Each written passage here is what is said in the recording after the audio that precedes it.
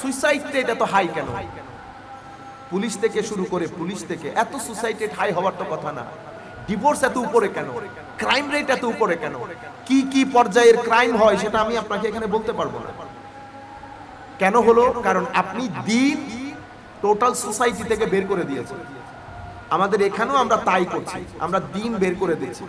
আপনি ওয়েস্টার্নাইজ যদি হন তাহলে আপনার বিল্ডিং পাকা হবে, ইনফ্রাস্ট্রাকচার ডেভেলপ হবে, কিন্তু আপনার মানসিক অবস্থা, মানুষ যেমন একটা ছেলে কিছু গতকালকে বোধহয় একটা ছেলে, আমার মনে হয় কত বছর হবে, 17-18 বছরের একটা ছেলে 16 বছরের একটা মেয়েকে কিডন্যাপ করে নিয়ে যাচ্ছে সোসাইটি, বড় দুপুর, মানুষের সামনে।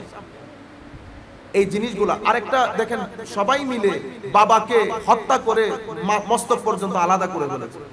এই যে ঘটনাগুলো বিচ্ছিন্ন ঘটনা, এই যে আপনি হত্যার ধরন পরিবর্তন হয়ে যাচ্ছে কেন? মানুষের ক্রাইমের ধরন পরিবর্তন হচ্ছে কেন? বিশ্ব স্বাস্থ্য সংস্থা 2014 এর মধ্যে বলেছে বর্তমানে মানুষের মানসিক অবস্থা এবং ডিপ্রেশন এটা নাম্বার 4 রিজন ফ্যাক্টর।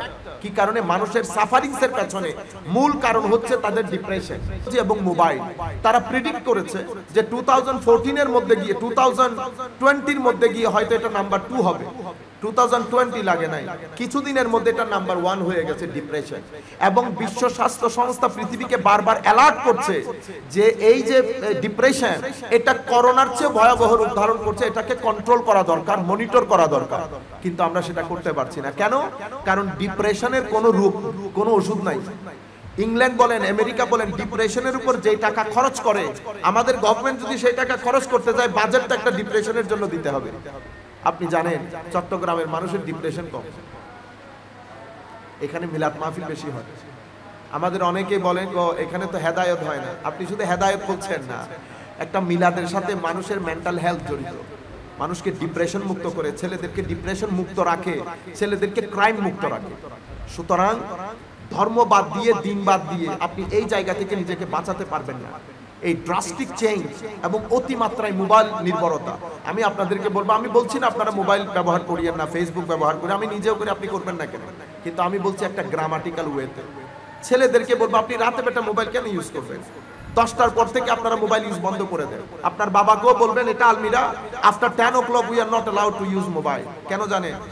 কারণ এই যে আপনি রাত জেগে মোবাইল ইউজ করতেছেন, এটা যে আপনাকে, আপনার শারীরিক এবং মানসিক স্বাস্থ্যকে কি পরিমাণ ড্যামেজ করছে আপনি জানলে কখনো করতেন না। শরীর অনেক ধৈর্যশীল, আপনার শরীর, আমার শরীর, শরীর কখনো সাথে সাথে প্রটেস্ট করে না। শরীর আপনাকে সময় দেয়, 10 বছর, 15 বছর, 20 বছর। ডক্টর শেঠি সাহেবের মতে 20 বছর সময় দেয়। আপনারা দেবী শেঠিকে তো চিনেন, ডক্টর শেঠি সাহেবের মতে 20 বছর সময় দেয়। 20 বছর পরে শরীর প্রটেস্ট করা শুরু করবে। যখন শরীর প্রটেস্ট করে, শরীরের মধ্যে সবার মধ্যে আবার একটা ঐক্য আছে, তারা একজন আরেকজনের সাথে ফাইট করে না। তাদের মধ্যে যে কিডনি বলেন, লিভার বলেন, সবাই একটার সাথে আরেকটার একটা ঐক্য আছে। তারা যখন প্রটেস্ট করবে, সবাই মিলে একসাথে প্রটেস্ট করবে, আপনি এফোর্ড করতে পারবেন না। সুতরাং আর আজিব বিষয় হচ্ছে জানেন, আমি খুব একটা জিনিস চিন্তা করতেছিলাম, পৃথিবীতে কোনো প্রাণী নিজের ঘুম ডিস্টার্ব করে কিনা। আমি দেখলাম পৃথিবীতে কোনো প্রাণী নিজের ঘুম ডিস্টার্ব করে না। কুকুর বলেন, গরু বলেন, যখনই ঘুম আসে ঘুমাই পড়ে। একমাত্র আপনি, আমি ঘুম এসে এসে পড়ে যাচ্ছে। একটা হাস্যকর বিষয়, আমার এক পরিচিত এত বড় হয়েছে ঠোঁট ফুলে, তো আমি তার আগের জুমাতে কথাটা বলেছিলাম, তো সে আমাকে দেখে হাসতেছে, আমিও বুঝতে পারছি ঘটনা কি। মানে চোখ ঘুমে পড়ে যাচ্ছে, এত বড় একটা ডাব্বা মোবাইল আপনার এখানে বলে আপনার দাঁত ভেঙে যায় নাই, তো এটা আরো বড় কথা। মানে মোবাইল পরে ঠুট ফুলিয়ে ফেলেছে। এগুলো অসম্ভব অ্যালার্মিং জিনিস। আপনি যখন এই কাজটা করবেন, 10 বছর পরে আপনি মানসিক রোগী হয়ে যাবেন, মানুষ আপনাকে পাগল বলবে।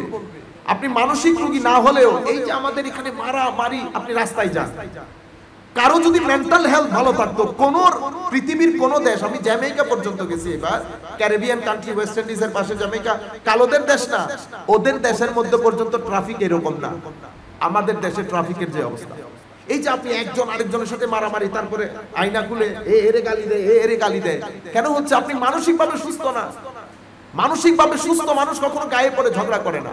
মানসিকভাবে সুস্থ মানুষ কখনো একজন আরেকজনের সাথে এভাবে কম্পিটিশন করে না। আপনি যতই আগে যান, আপনি 3 মিনিট আগে পড়ে হবে। বুঝতে পেরেছেন? যাই হোক, আমি আশা করব আপনারা এই জিনিসগুলো, বিশেষ করে আমি ছেলেদেরকে বলছি, মেয়েদেরকে বলবো, আল্লাহর ওয়াস্তে জীবনকে ড্যামেজ করে দিয়েন না। মাত্র জীবনের শুরু। তবে মনে রাখবেন, আপনার জীবনের দারুণ সময় 20 বছর। এরপরে তো আর নাই। এরপর আপনি যদি 60 বছরও পৃথিবীতে বাঁচেন, 60 বছরের জীবনে আপনি যদি 8 ঘন্টা করে ঘুমান, 20 বছর তো আপনার ঘুমে চলে যায়। আপনি তো you are not 60 years, you 40 years old. 20 বছর তো আপনার ঘুমে চলে গেছে। If you sleep for 8 hours, but generally we don't sleep 8 hours. I don't know, আমাদের তো ঘুমে যাওয়ার একটা ব্যাপার আছে, উঠার ব্যাপার তো আল্লাহ রাসূল ভালো জানে কতক্ষণে আমরা উঠি। যাই হোক, বিশ্ব পরিস্থিতির মধ্যে এখানে দিন বের করে দেওয়ার কারণে এই সমস্যা। এরপরে আপনি অশ্লীলতা বলেন, এরপরে আমাদের এই সোসাইটির মধ্যে ডিপ্রেশন বলেন, মেন্টাল ইলনেস বলেন, অরাজকতা বলেন, ডিভোর্স রেট বলেন, ক্রাইম রেট বলেন, এটা হচ্ছে বিশ্ব পরিস্থিতি। আমাদের মুসলিম পরিস্থিতির মধ্যে আমরা আছি কি নিয়ে দেখেন, আপনি ঢাকা বিশ্ববিদ্যালয়ে যান, এখন 10 জন আসবে আপনাকে ফুল দেওয়ার জন্য। ইনি কে? আমি আহলে হাদিস। আসসালামু আলাইকুম, আপনাকে ওয়েলকাম। আচ্ছা, আপনার অসুবিধা? আমি আসলে মাযহাব মানি না। আচ্ছা, তো এখন আমার ছেলে গেছে, আমার ছেলে আগামাতা কোনো কিছু জানে না। আরেকজন আসছে, আসসালামু আলাইকুম, এটা আপনার ফুল, ফুলের শুভেচ্ছা। আপনি কো আমি আহলে কোরআন। তো ভদ্রলোক আহলে হাদিস, আপনি কো আমি আহলে কোরআন। আপনার অসুবিধা? তো আমার অসুবিধা, আমি হাদিস মানি না। আচ্ছা, উনি মাযহাব মানেন না আর আপনি হাদিস মানেন না, মুসলমান সবাই। আবার এর দৃষ্টিতে কাফের, ওর দৃষ্টিতে কাফের, পথভ্রষ্ট। আরেকজন আসছে, আসসালামু আলাইকুম, আপনি? আমি আসলে আমি মুসলমান, আমি অন্য কোনো পরিচয় না, তবে আমি ওই আর কি সাহাবায়ে কেরামকে আমার আসলে ভালো মানুষ মনে হয় না, যাদেরকে আমরা শিয়া বলি। আরেকজন আসে, তো দেখেন আমি সাহাবায়ে কেরাম, এই ভদ্রলোক এই অসৎ, আমি সাহাবায়ে কেরামকে মানি, সব ঠিক আছে, কিন্তু আলে বাইত রাসূলের প্রতি এরা যে বেশি প্রেম দেখায় সেটা আমার কাছে ভালো লাগে না। দেখছেন, একটা একটা করে সবাই চলে যাচ্ছে না। আরেক ভদ্রলোক আসছে, আরেক ভদ্রলোক আইসা বলতেছে, দেখেন আমি হচ্ছি, এরা সবাই এগুলা মৌলবী, এগুলা সব আপনাকে ধোঁকা দেবে।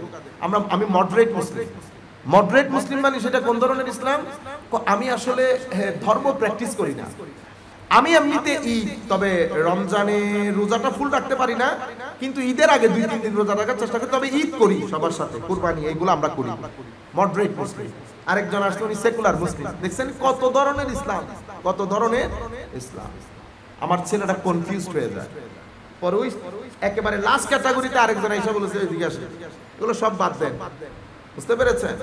আপনি আমার কাছে আসেন, এখানে কোনো দিন ধর্ম নেই। এনজয় ইউর লাইফ, কারণ এটা আপনার ওয়ান চান্স।